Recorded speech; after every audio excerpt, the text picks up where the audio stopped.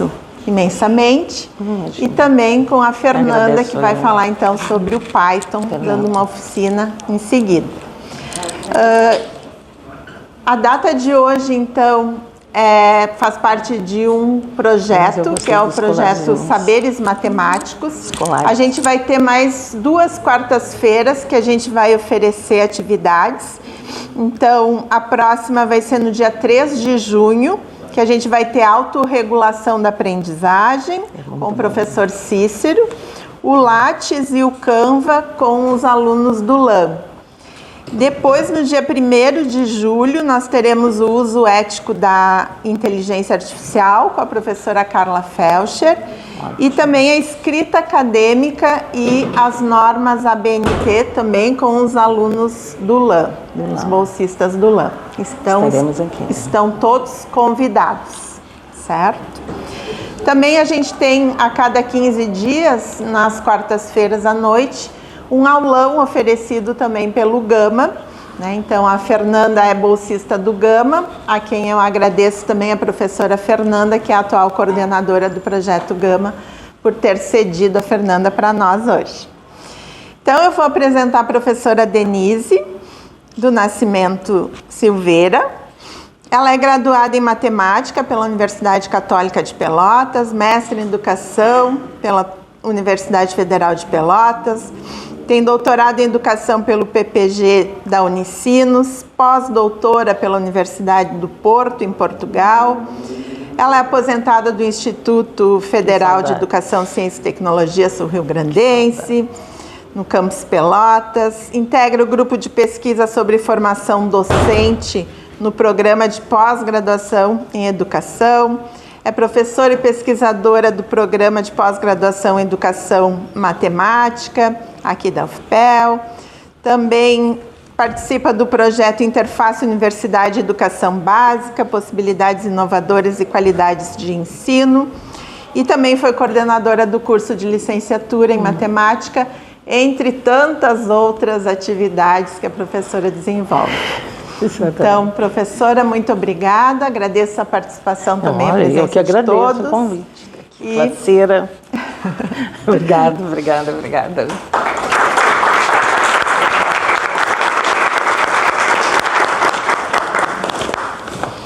Muito obrigada, gente. Estão ouvindo bem? Que agora olha que chique assim. Gente, então, em primeiro lugar, agradecer o convite, né? O espaço para estar aqui com vocês, que é sempre muito bom. Estamos muitas vezes, mas nunca é demais. É sempre bom essa nossa convivência. E mais dentro de uma temática que é dentro da matemática, que esse ano foi bastante divulgada nos jornais, né? E várias outras instituições fizeram a promoção, mas hoje, para quem viu o Jornal do Almoço, aquele velho e bom Jornal do Almoço, houve muitas referências ao Dia da Matemática, muitas pessoas foram entrevistadas. Então, isso é um sinal, assim, né, muito bacana, porque a gente sempre achava que o dia 6 era importante para nós, porque é o aniversário do professor Neide. Então, para nós já é um dia especial.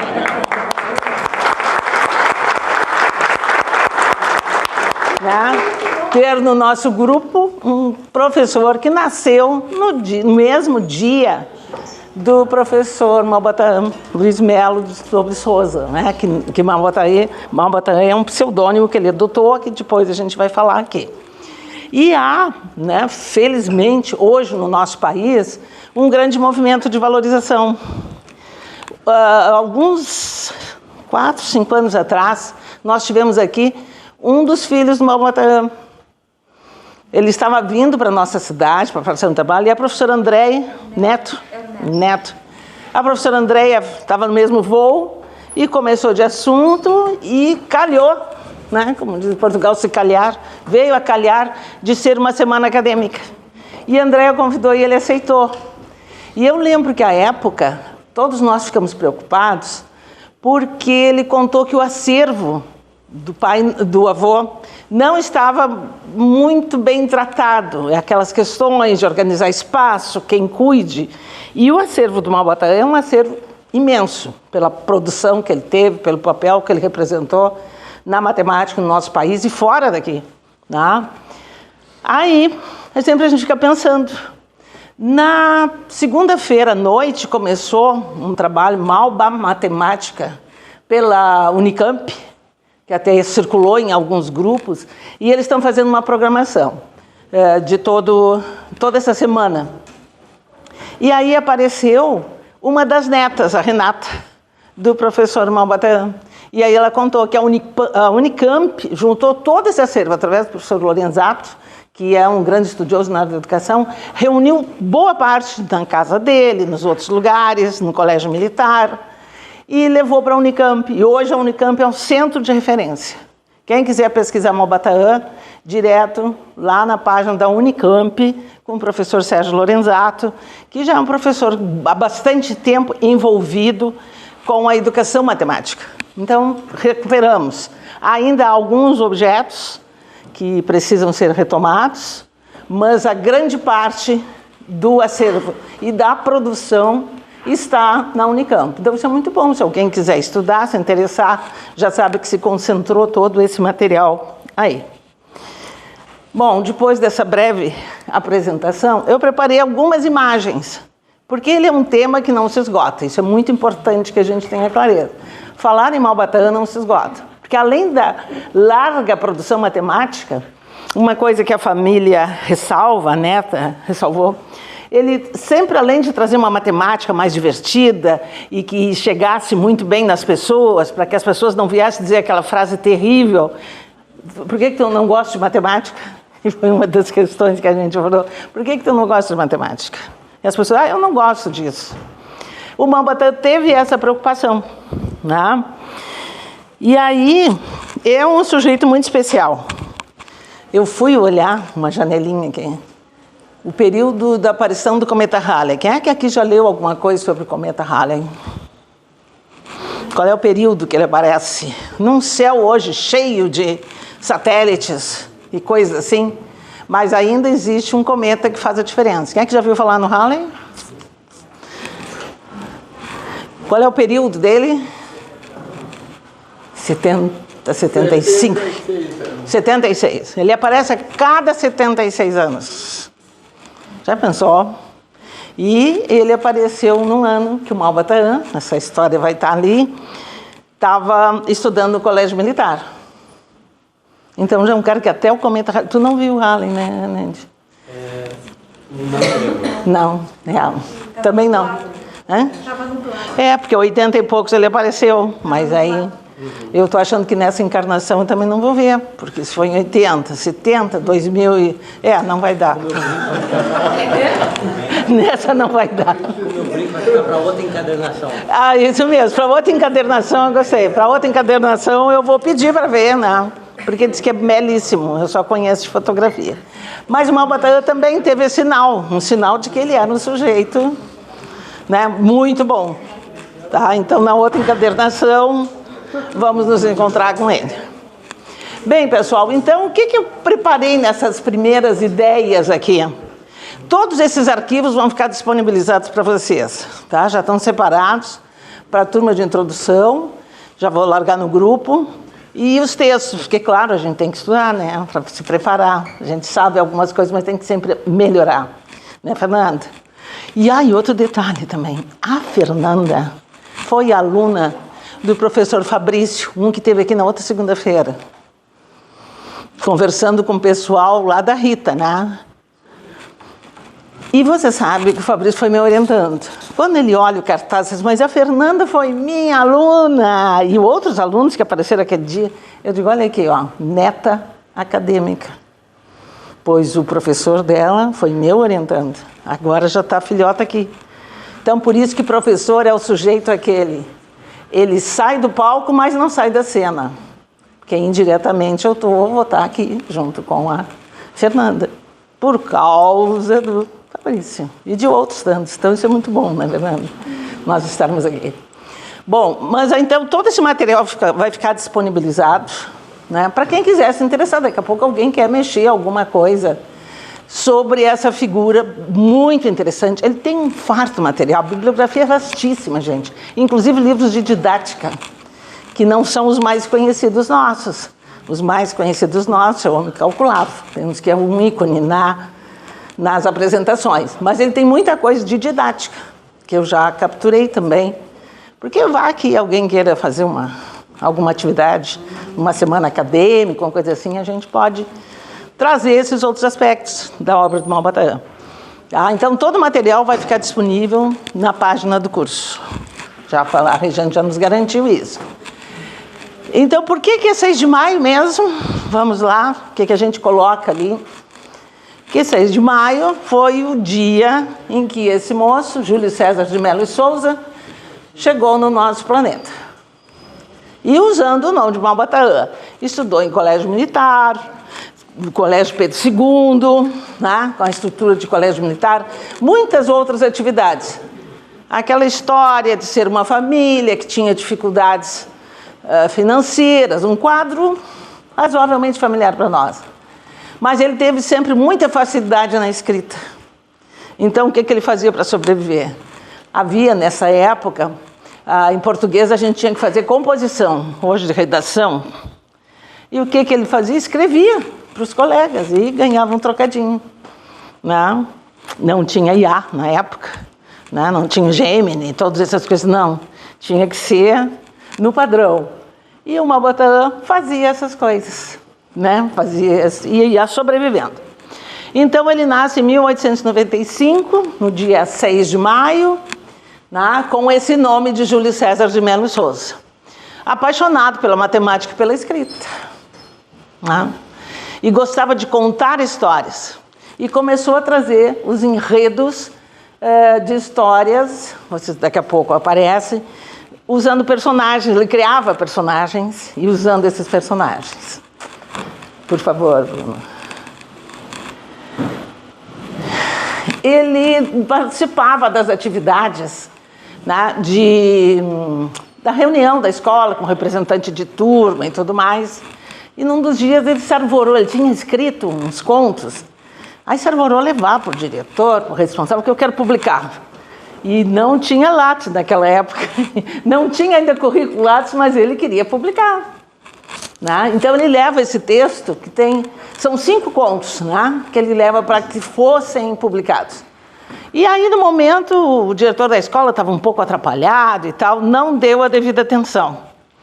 Depois rolou, No início não rolou. É aquela só manda para a revista dá o aceite, vai e volta, ou não aceita a publicação, manda para o evento. A situação se repete um pouquinho, nesses moldes. Mas aí ele não desiste. E aí o que ele faz? Cria um pseudônimo. Então o primeiro pseudônimo dele não foi Malba Tahan, foi o R.S. Stadler. A gente tem mania de criar um pseudônimo, bota um nome diferente, um nome em inglês, então vem aos montes. Que seja um inglês mais britânico, principalmente pela época.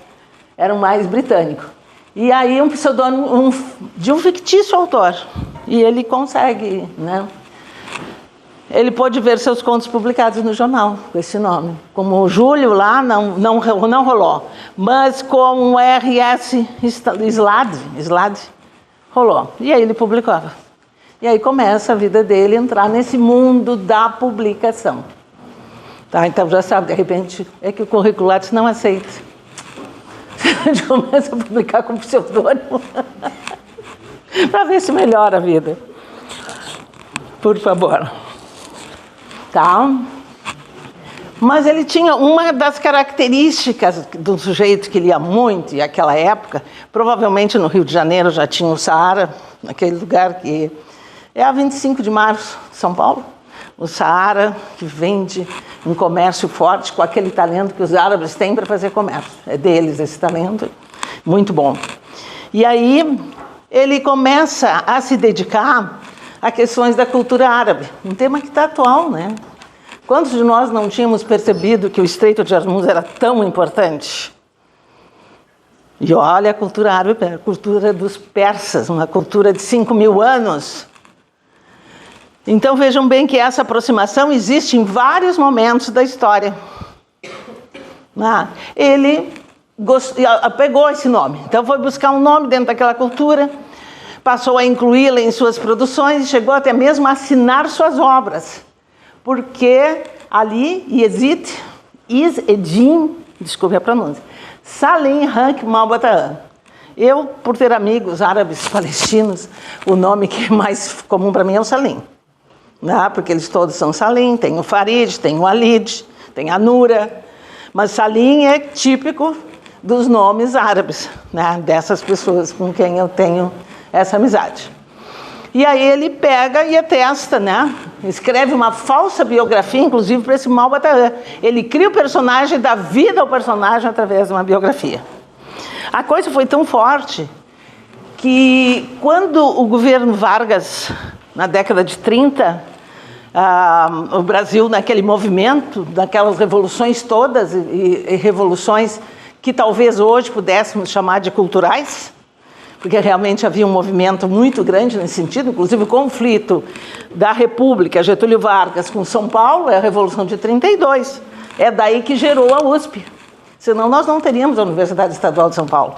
Ela vem desse enfrentamento da Revolução de 32. Naquele momento de ebulição cultural, nós estávamos tendo alguns retoques na história, na matemática, nos currículos de matemática, né?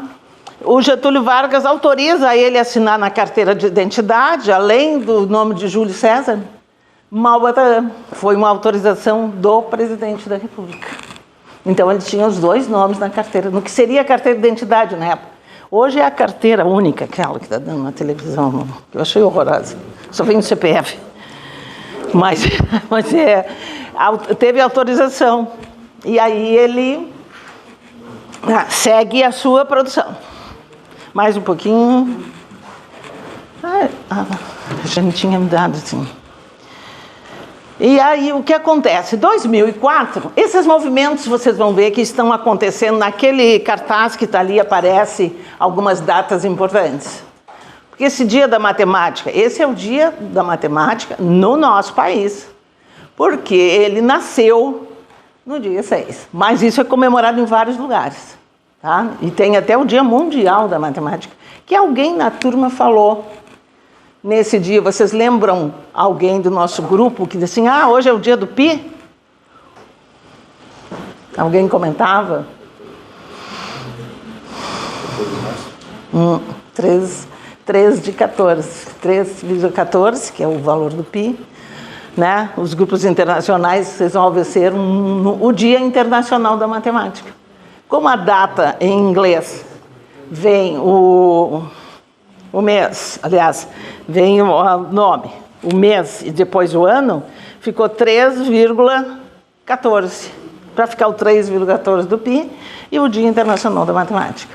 Para nós, então, é essa data, e aqui ela foi solicitada por uma deputada, a Raquel Teixeira, né, que é da Universidade Federal de Goiás. Vamos instituir um dia, porque esse movimento já andava no planeta, né? Já andava aí de nós termos um dia para a matemática. Ali no cartaz tem várias datas, se vocês olharem ali, né, de outros locais, como ele tem o Dia da Matemática. Né? Então, olha lá, o Dia Internacional é o 14 de março, pela Unesco. Então, 14 de 3, como o 3 vem antes do 14, na legislação, é o dia do Pi, é o 3,14. E como disse, em outros lugares. E gênios dos números era um dos apelidos, não sei, mas conhecido. O cara é gênio dos números. Né? Ele sabe fazer, sabe mexer e brincar com os números, no melhor sentido, no sentido mais responsável que se pode ter. Era trabalhar com os números, usando formas agradáveis, como eu disse, na larga bibliografia que ele tem. Eu trouxe, assim, para animar o nosso encontro, um dos livros mais famosos que vai ser sorteado. Eu gostaria de ter livro para todo mundo, mas vai ficar o endereço dos outros livros também. Mas que são livros que nos propiciam muitas interações e desenvolver alguns pensamentos matemáticos sem ter a preocupação de eu estar fazendo matemático. Né? Mas ele sabia fazer isso, como o Malbataan, com essa maestria dessa cultura árabe que nós vemos até hoje. Afinal, quem é que está ganhando a guerra? É o rapaz dos Estados Unidos ou são os rapazes lá do Estreito de Hormuz? Não sei. Mas todo mundo está se medindo. Né? Porque, claro, é uma cultura como o Irã, antes Pérsia, né? Toda essa região arábica, é uma cultura de 5 mil anos. As primeiras grandes bibliotecas, antes de Alexandria, já tinha essa questão. Então, por isso, essa força, essa presença. E aí, o que acontece, né? Conquistaram relevância. 2 brasileiros que também alcançaram, mas nós temos mais, porque daqui a pouco vocês estão pensando, mas daqui de dentro vai sair um dos gênios. Nesse auditório pode ter um mais. 1, 2, 3, 4, 5, vários gênios. Aqui, do resgate histórico que eu fiz, eu gostei de ver a Maria Laura Muzinho Leite, que a nossa amiga Lisandra teve um tempo coordenando um trabalho, são as mulheres na ciência. E essa era uma das professoras que foi. E tem um projeto da Maria Laura, com esse nome, Maria Laura Muzinho, da UERJ do Rio de Janeiro, tem o perfil, tá? Isso, porque foi um trabalho, felizmente ela me convidou para estar com ela, muito bom, onde são as mulheres na ciência, que começou com exatamente, que trouxe, que também foi uma aluna formada aqui, por isso que eu digo, aqui dentro pode ter um monte de mão batalha que a gente não sabe. Que foi uma moça que estudou aqui, fez graduação aqui, ganhou um prêmio internacional, ela fez a formação da L'Oréal, né? Fez a formação na URGS todo o tempo, ou pegou um em São Paulo, no IMPA. No IMPA. E ganhou esse prêmio internacional que levou ela aos píncaros da glória. Né? Ela fez IC com a Ludmilla. Com a professora Ludmilla. Eu acho que a Bianca é da mesma geração. Vocês viram que tem de gênio aqui dentro, tudo quieto. E a gente só está falando uma batalha. Está tudo se reservando, assim, para o final. Então, a professora Maria Laura, que já foi referência no trabalho que a Lisandra fez, e o Leopoldo Nanquimbim, que esse eu não conheço, confesso, peguei o nome porque achei interessante até para procurar, porque agora a gente joga ali no Google e virar, mas ele não fazia parte do meu acervo. Bom, nessa questão toda, aqui eu tenho uma réplica singela, pequenininha, só para trazer do cometa Halley. E como é que isso aconteceu? Porque às vezes, o professor Lino Jesus Soares também trazia essas questões.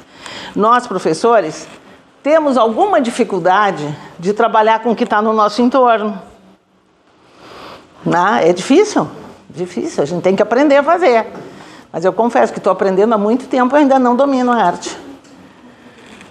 E aí, o que aconteceu? Ele está na escola, essa história que está ali, projetada, né? E o professor, que à época era professor e diretor da escola, né? Sai de casa, passa lá, no meio da madrugada, vocês já imaginam assim, né? No meio da madrugada, aquele professor alopradinho acorda e vai para a escola. E fazer o quê? Acordar os alunos. Colégio de semi-internato ou internato total, né? Abra uma janela, disse o diretor. E todo mundo aflito, mas o que houve? O que houve? O Halley está passando. Nós perdemos essa. O professor saiu de casa na madrugada, naquela hora, meio da madrugada, todos no internato do Colégio Pedro II, no bairro de São Cristóvão, no Rio de Janeiro, foram acordados para poder ver o cometa passar. Olha que privilégio. Só nota encadernação. Está próximo. Está bem. Temos que garantir a nossa presença mais uma vez. Está difícil? Está difícil? Tem na escola internato lá no sul, Instituto de Menores. Não te chamou?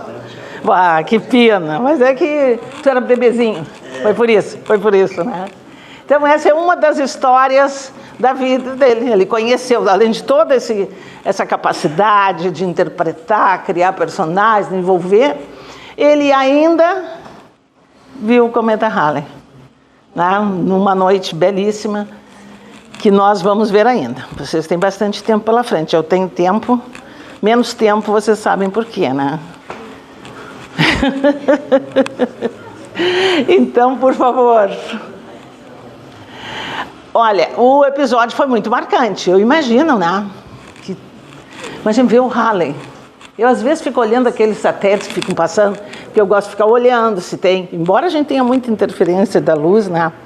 Mas é uma das coisas que eu acho belíssima lá no campus, no nosso campus. À noite é a quantidade de estrelas que nós vemos, porque lá tem pouca interferência da luminosidade. Então, quando há uma situação da gente sair mais tarde, ou uma formatura que a gente esteja lá, a gente fica sempre olhando. Eu sou muito esqui. E aí eu vejo uma coisa que vocês todos já devem ter visto. Estrela cadente. Mas é estrela cadente. E eu, como gosto muito disso, ainda faço 3 pedidos. Porque me disseram, quando eu era pequena... Tem que ir numa chuva de meteoro, que estava fazendo uns 20. É. Ah, vamos numa chuva de meteoros. Meu Deus do céu, quanta coisa. Vou fazer uma listinha. Exato. Ah, não, a gente manda fax por momento antes. Porque vai ser muita coisa. Né? Mas é um dos lugares que a gente consegue apreciar, é lá. Se tiver alguma formatura lá no auditório da agronomia, à noite todo mundo já sabe. Vão ficar vendo as estrelas cadentes, que aqui com a luminosidade, com a interferência a gente não vê. Nem no Laranjal a gente vê mais. E antes a gente via. Né? Bom, mas aí então, essa história está gravada lá no Museu da Imagem e do Som, tá? Que ele recorda essa história, agradecendo ao professor que foi acordá-lo, né? Saíra de casa da madrugada, pega um bonde, transporte coletivo funcionando.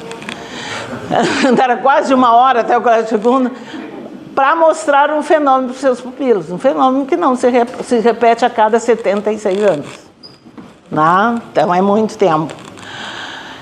Ele também torna-se professor do Colégio Pedro II e faz história com o pseudônimo de Malbatã. É claro, depois de trabalhar, viver. Gente, uma das histórias mais conhecidas é essa que a gente vai projetar aqui, tá?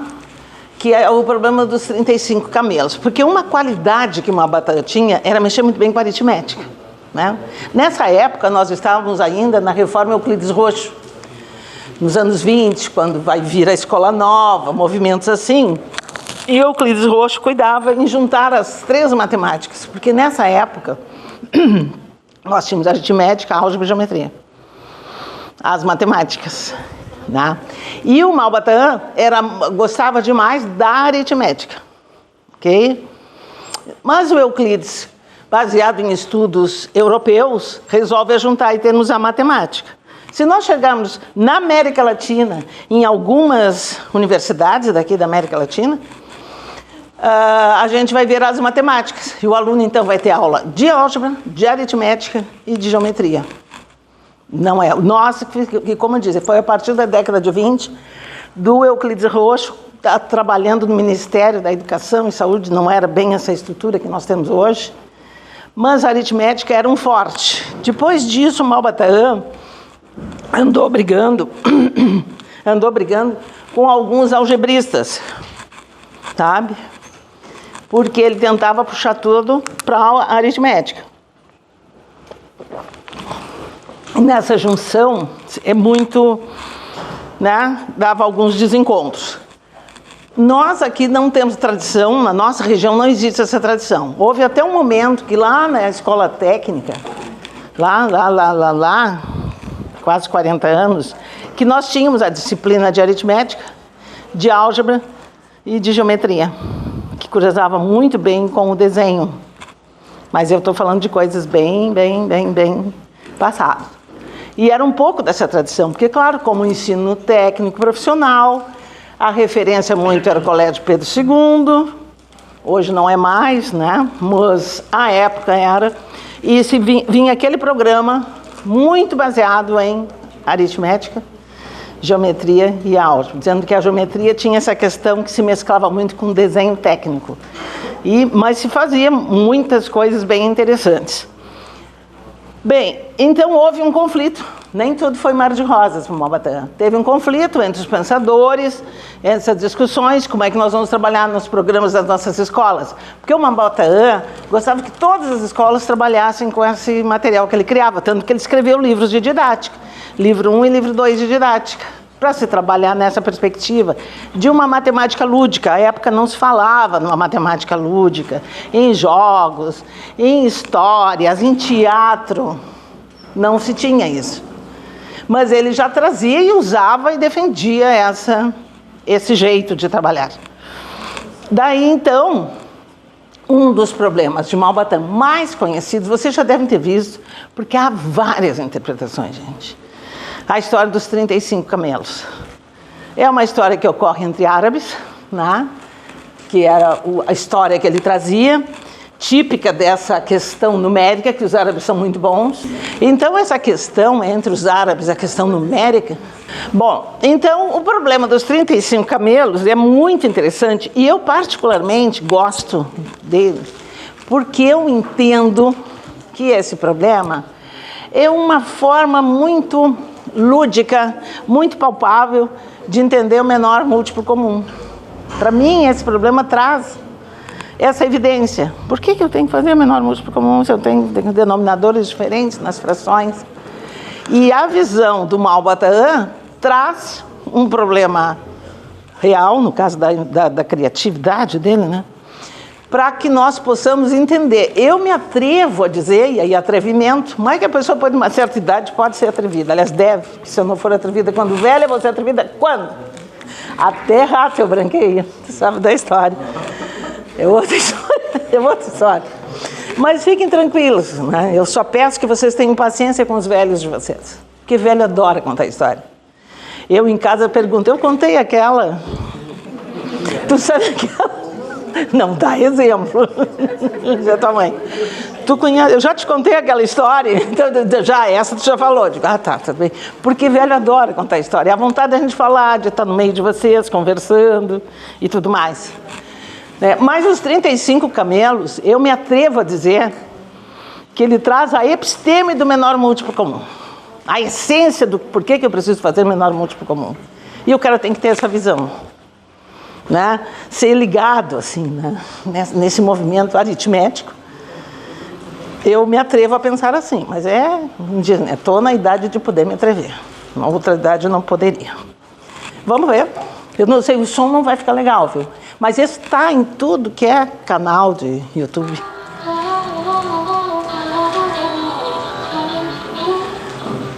Poucas horas havia que viajávamos sem permissão, quando nos ocorreu uma aventura digna de registro, na qual meu companheiro honestamente pôs em prática as suas habilidades de simbologia.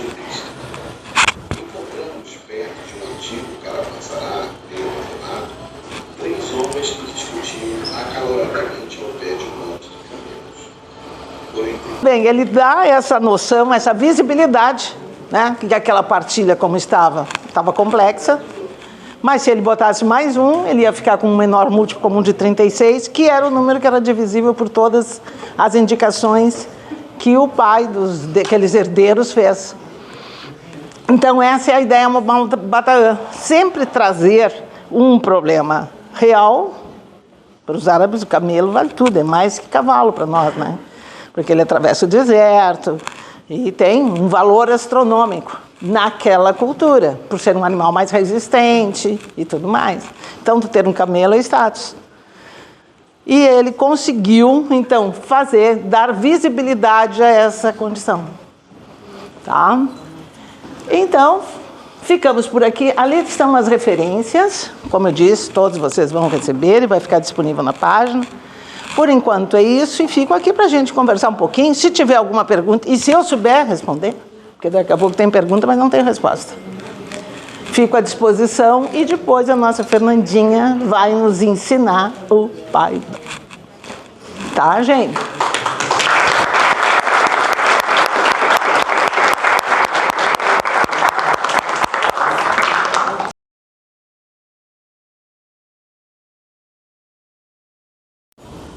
Boa noite, gente. Meu nome é Fernanda Caran Jorge, como a Regiane me apresentou. Estou no meu 5º semestre do curso de Engenharia de Computação e vou estar apresentando para vocês o Python, dando uma introdução sobre ele. Quem aqui já viu sobre Python um pouco, sabe o básico aí? Levanta a mão para eu ter uma noção. Vocês sabem tudo básico, assim? Tá. Eu vou iniciar com essa parte básica, vou explicar bastante, e aí depois eu vou explicar toda a questão matemática, como matrizes, vetores e algumas funções. Essa aqui é a belezura do Python, porque no C, por exemplo, é bem mais complexo, Java também, Python é muito mais simples. Então, por que o Python? Porque a sintaxe é muito simples. Ele é muito simples no geral, não tem aquela coisa do C que a gente tem que colocar um ponto e vírgula a cada linha que a gente escreve de código. Muito mais fácil. 100% gratuito. Tem bibliotecas prontas, então a gente não tem que fazer uma função explicando, mostrando o funcionamento por trás. Tem funções prontas que estão ali disponíveis para a gente. É muito usado no mundo. E eu vou apresentar o seguinte, normalmente o pessoal quando vai lidar com Python usa o VS Code, porque ele é mais bonito, toda aquela questão de programador, mas também é muito interessante utilizar o Google Colab. O Google Colab é muito bom porque tem aquela questão de não tem instalação, ele salva no Drive, então não precisa estar salvando a cada segundo, ele já vai ali automático, o NumPy está incluído.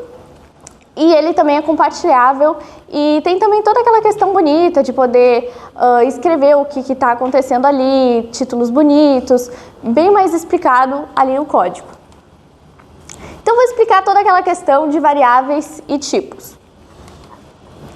Então, quando a gente está vendo na programação, a gente está lidando com a questão da variável, é muito usado aquela alusão da caixa. A caixa com a etiqueta. Então, a gente, por exemplo, idade igual a 20.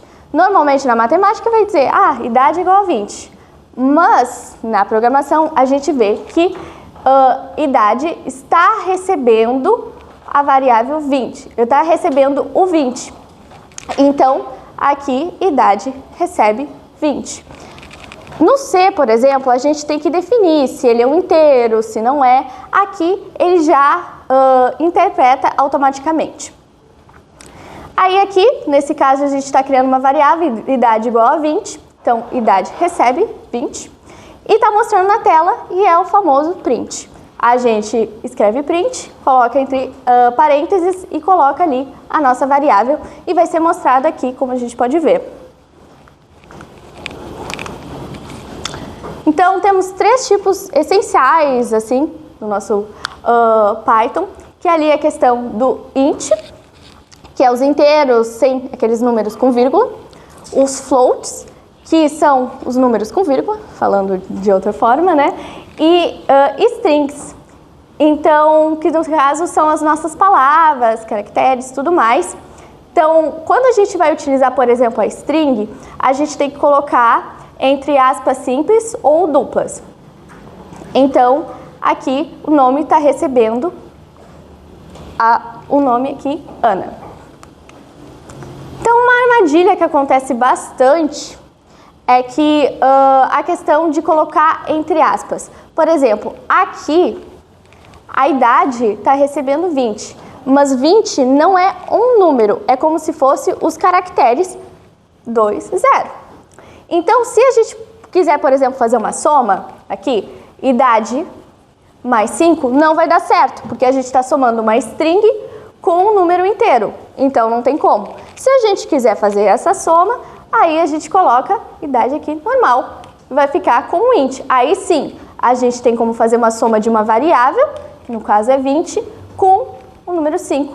E aí a gente coloca print, e aí toda essa soma aqui. Interessante no Python, diferente de algumas outras linguagens de programação, é que o Python é muito baseado na indentação.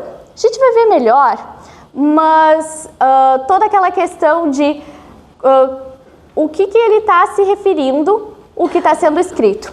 Eu vou mostrar melhor, que vai ser mais fácil de entender depois. Então, a gente vai ver a matemática em Python. Então, a gente vê alguns operadores aritméticos. Adição, subtração, multiplicação e divisão é mais ou menos a mesma coisa que se faz divisão inteira. A gente coloca assim, resto, que é o mais interessante, que a gente vê muito na programação. O resto, a gente está pegando o resto da nossa divisão e a gente utiliza o símbolo de porcentagem. Para que a gente usa muito isso? E uso muito assim no curso. Por exemplo, se a gente quer verificar se um número é divisível por 2, a gente coloca o número divisível por 2 tem que ser o resto igual a 0. A gente vê muito isso para verificar quando a gente tiver aquela questão do if, else e tudo mais. Então, é muito interessante essa parte do resto e é muito utilizada. Potência dessa forma aqui.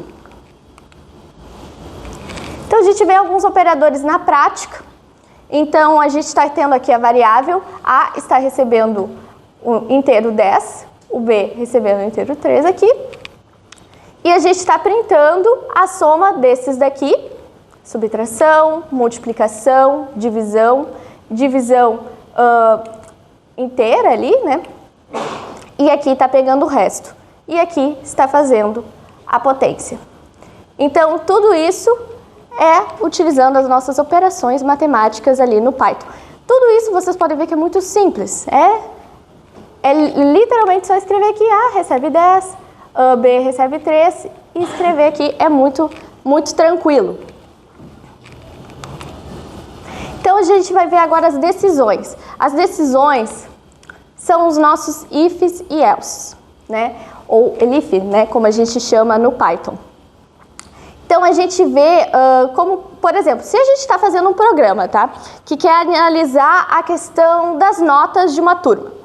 E a gente quer analisar se a nota é maior ou igual a 9, significa que essa nota é excelente. Se essa nota é maior ou igual a 7, poxa, ela é boa. Ou, se não, ela é insuficiente. O que a gente faz aqui? A gente coloca aqui, estou colocando aqui uma variável, nota, que recebe o float 8.5, 8,5, e aí a gente está fazendo aqui o nosso if. Ou seja, se a nota é maior ou igual a 9, ela é excelente. Se não, ou se a nota é maior ou igual a 7, ela é boa. Vocês percebem que isso daqui é a nossa indentação. Quando a gente vai mexer ali no nosso notebook, tem a tecla Tab. Essa Tab, ela está fazendo a nossa indentação. Então, o que isso significa? Significa que esse print excelente está se referindo a esse if. Tá, e se eu colocar esse print aqui junto? Então, o nosso if não está recebendo nada, porque não está bem indentado. Isso é uma parte mais chatinha, assim, no Python. Por exemplo, no C, a gente utiliza, por exemplo, as chaves que estabelecem. Aqui é diferente, a gente utiliza a indentação e é uma parte, por isso que é importante que a gente deixe o nosso código bem organizado, normalmente com comentários e tudo mais, para que não ocorra erros assim. Então, a gente está lidando com esses ifs, elses e afins. Todos vocês, assim, já viram essas questões? Todos aqui são do curso da matemática? Todos? Vocês veem Python em que disciplina? Que semestre?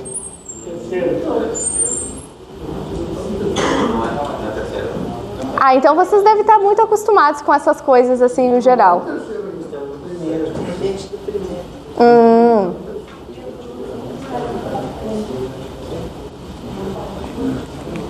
Enfim, alguma dificuldade até então? Alguém não entendeu alguma coisa?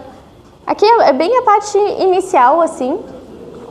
No geral é bem curta a oficina, porque normalmente a melhor forma de praticar ali, ver o Python é praticando. Não tem muito jeito, então vai ser mais chato assim só eu falando. Numa aula mais dinâmica fica bem melhor de entender tudo. E aí as dúvidas vão surgindo, obviamente. Agora a gente vai ver a questão das repetições, que também é uma parte bem interessante, principalmente quando vocês vão estar lidando com matrizes, vetores, afins. Então, a nossa primeira que a gente vai falar é o for. Então, o for ele serve para quando a gente sabe quantas vezes algo vai se repetir.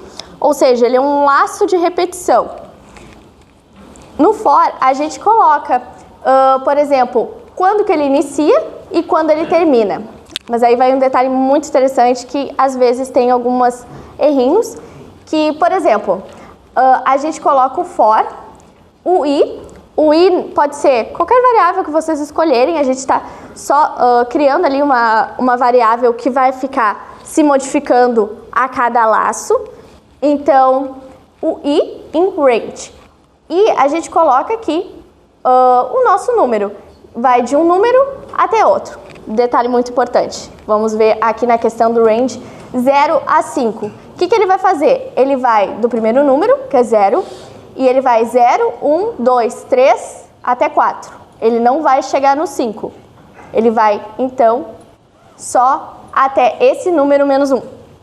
Só uma parte importante que normalmente acaba tendo muitos erros, assim. Então, aqui, por exemplo, no 1 e no 11, ele vai no 1, 2, 3, 4, 5, 6, 7, 8, 9, 10. Vai até esse valor. E é uma coisa muito importante. Aqui, por exemplo, a gente está printando o valor que vai dar. Então, a gente está utilizando a nossa indentação. Muito importante essa parte. Então, o que ele está fazendo aqui? Ele está fazendo uma tabuada do 5. Então, basicamente, como funciona, tá? Ele vai chegar for in range e ele vai pegar o. E ele vai pegar, estamos lidando agora com 1. E ele vai printar 5 vezes o i. O nosso i, nesse caso agora, é 1. Então, vai ser 5. Tá, acabou, vamos voltar de novo. É um laço de repetição. A gente viu 1, agora vamos para o 2.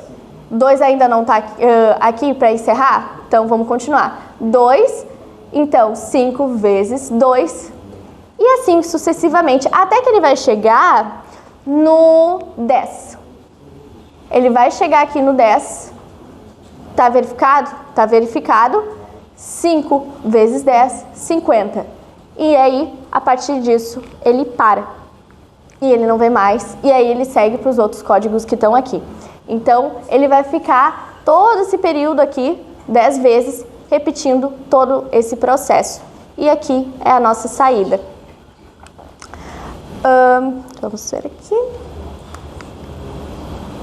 O while, ele é muito usado quando a gente não sabe qual que vai ser o final que a gente está vendo ali. Então, ele vai se repetindo até que alguma condição seja verdadeira. Até que a coisa aconteça ali. Então, por exemplo, a nossa variável x está recebendo o 1. E ele vai pegar e se coloca assim. Aí tu coloca x, aí nesse caso menor ou igual a 5. Então ele vai pegar e vai printar esse nosso x. Nesse caso ele é 1, então vamos iniciar por 1. Ele vai printar o 1. Ele vai printar o 1 e depois o que ele vai fazer? Ele vai pegar esse x e vai somar 1. Então ele vai pro próximo. O que às vezes acontece muito?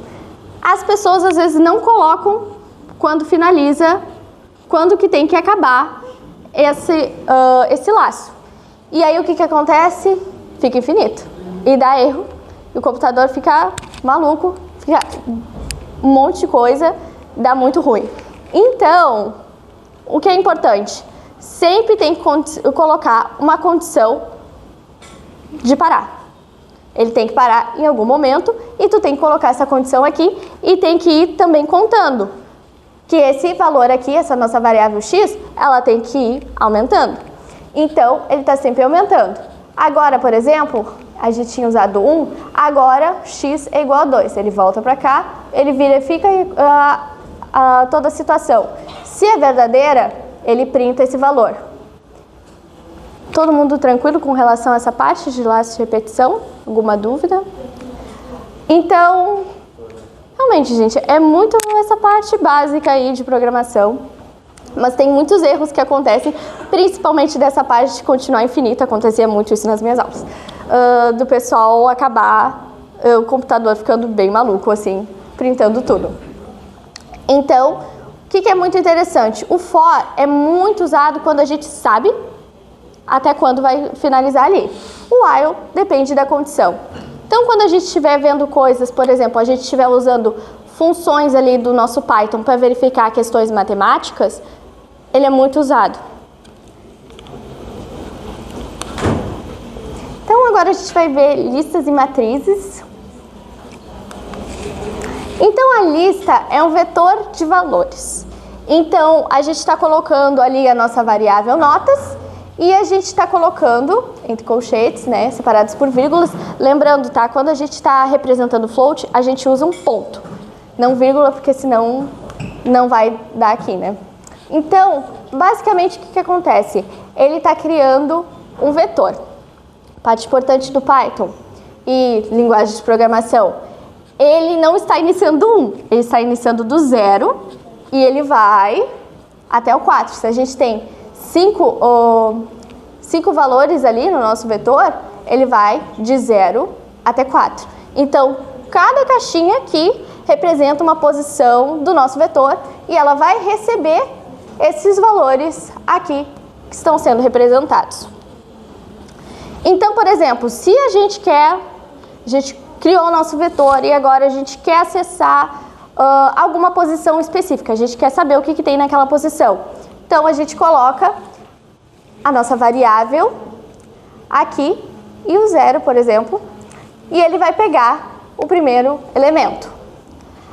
Aqui, por exemplo, se a gente coloca a nossa variável e um valor aqui, por exemplo, 2 e 4, aqui com 2 pontos, ele vai do 2 até o 4. Então, ele vai pegar aqui. Então, ele vai pegar uma fatia desses valores. Tem também função pronta, que já vem ali com Python, que é o len, que ele conta quantos elementos tem naquele vetor. É muito interessante essa parte, porque quando vocês estiverem lidando depois, é muito importante utilizar essa. O sum, que ele está fazendo basicamente a soma. Muito importante, ele tem algumas funções que a gente não precisa chamar a biblioteca, que já vem direto ali no Python. Len também, o max, que ele vai ver qual que é o máximo aqui. E agora vamos ver matrizes. As matrizes a gente vê com o NumPy. O NumPy é uma biblioteca que tem. Ele serve para muitas coisas, assim, coisas mais simples assim da matemática. Tem outras também, Matplotlib, que é mais pela questão dos gráficos. Tem várias outras ali. Eu normalmente utilizo bastante o NumPy. Então, se a gente quer importar essa biblioteca, a gente coloca import NumPy as NP. Ou seja, toda vez que a gente estiver chamando essa biblioteca, a gente vai estar apelidando ela, né, chamando por NP, porque senão a gente vai ter que escrever todo o nome dela aqui no NumPy toda vez que a gente for chamar. Agora, por exemplo, a gente está vamos criar uma matriz. A gente coloca uma variável e a gente atribui essa variável uma função aqui, a gente utiliza uma função da biblioteca, que é np.array, e a gente está criando a nossa matriz. Gente, é bem simples assim, não tem muito problema, o Python realmente é bem tranquilo. Então, aqui está criado a nossa matriz. Se a gente quiser printar, por exemplo, o nosso determinante, a gente utiliza esse daqui, linaug-det. Assim, se vocês quiserem saber mais sobre a biblioteca e quiserem se aprofundar mais, vocês têm como pesquisar a biblioteca NumPy e aí aparece todas as funções e vocês podem pesquisar direitinho como é que a gente implementa e tudo mais. Então, é bem tranquilo. Se a gente quer somar, a gente pode utilizar, não precisa estar utilizando uma função pronta, a gente só coloca, por exemplo, o A mais A. E aí está fazendo a soma. Escalar também. É bem mais tranquilo. Entrada de dados também é uma parte muito importante, que é a questão que a gente lida bastante, que é perguntar para o usuário algo. O que eu vejo assim? O mais interessante quando a gente está lidando com a matemática e Python é que a gente pode usar o Python para verificar coisas da matemática. Então, pode criar um programa ali, eu já cheguei a fazer isso, eu criei um programa que perguntava como é que era a matriz, tudo ali, linhas, colunas, e ele fazia determinante, ele resolvia, tudo isso para eu poder verificar se as minhas questões estavam corretas que eu estava fazendo. Então ele é muito bom para isso, para verificar coisas e ver se o que a gente está fazendo ali no papel está correto. Isso que é o mais interessante. Tá, o que é o input? Ele pede para o usuário escrever algo. Então, muito importante que o que o usuário digita sempre vai chegar como uma string. Então, se a gente quiser pegar um elemento que a gente pediu para o usuário, ele vai vir como string, então a gente não pode lidar com ele, mas tem umas maneiras que a gente pode fazer para lidar com ele.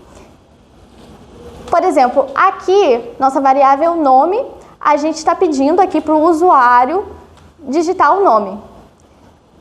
Aqui, por exemplo, o N, ele, se não tivesse isso daqui do int, ele simplesmente, se eu digitar o número 10 aqui, tá? Ele vai ser uma string.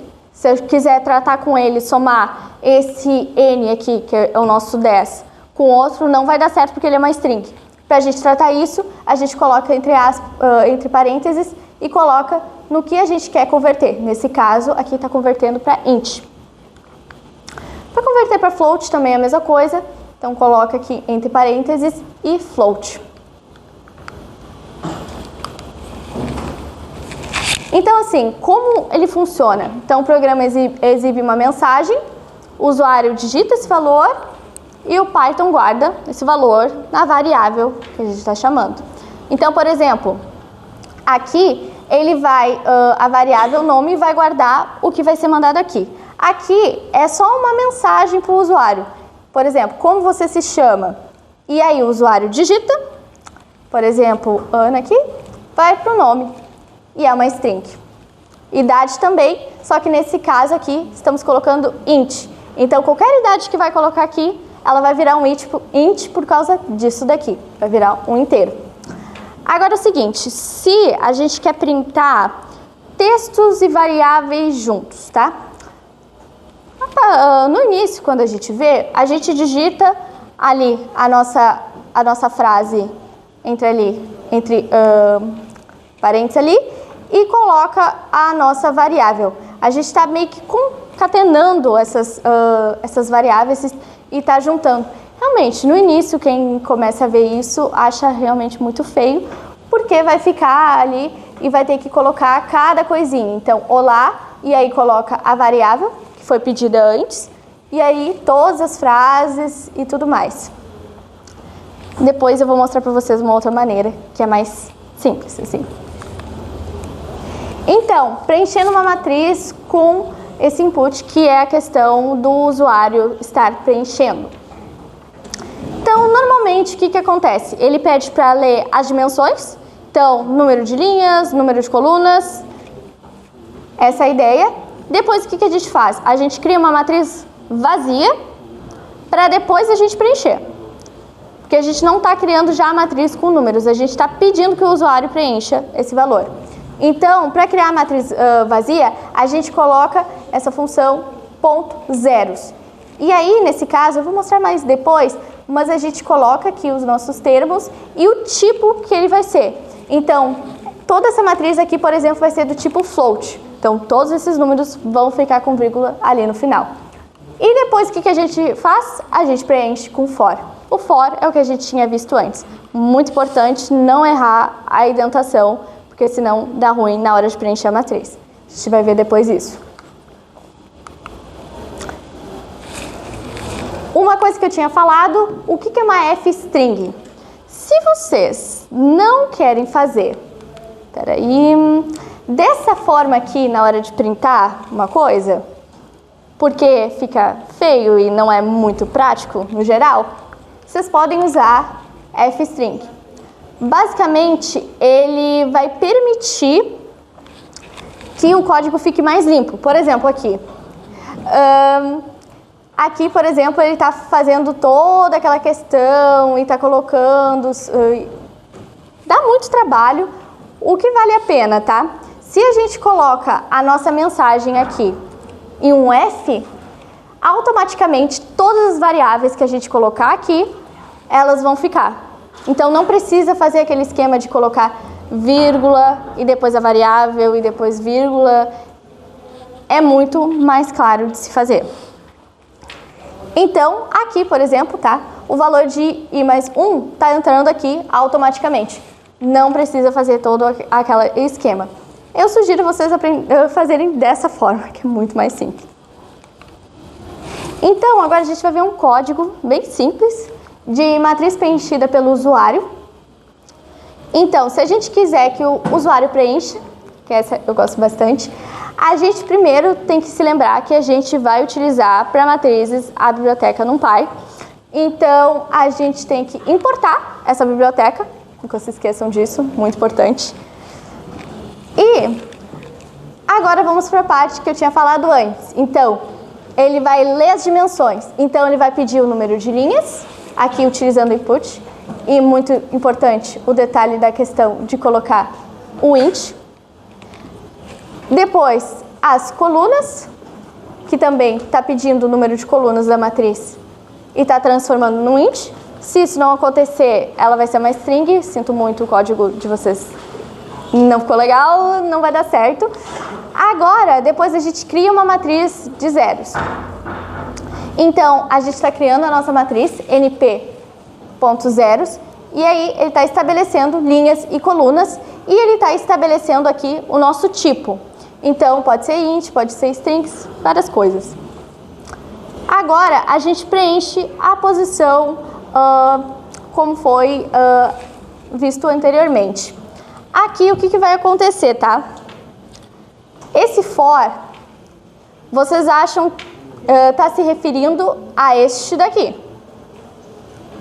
Mas esse for está se referindo a tudo isso daqui.